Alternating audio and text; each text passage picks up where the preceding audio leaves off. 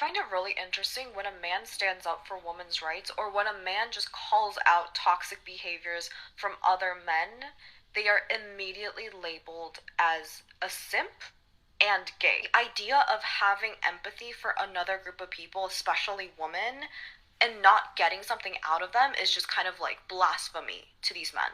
So I've talked on simp before, how men calling other men simp is insulting to men. It's shaming them for being single. And it perpetuates the exact kind of emotional violence against men that these men claim that they're totally against. Highlighting that their advocacy for men's rights issues and men's mental health is completely fucking fraudulent. But I want to talk about this empathy as blasphemy.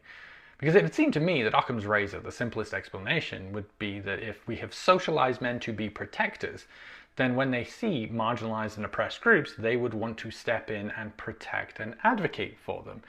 And that even if you disagreed about what it is they're saying, the motivation of male allies should be fairly obvious. And they understand empathy just fine. They demand others be empathetic of what they're going through. And in that recent video I did on the study of incels, their top desired trait was kindness and compassion. So they have no problem with understanding empathy, even empathy given without getting anything in return. Because were it directed towards them, they would have a completely different tune. No, the issue is specifically empathy towards women. Simp is just a shortcut for saying that kindness to women is wrong and should be shamed. Why? Well, because women should serve men.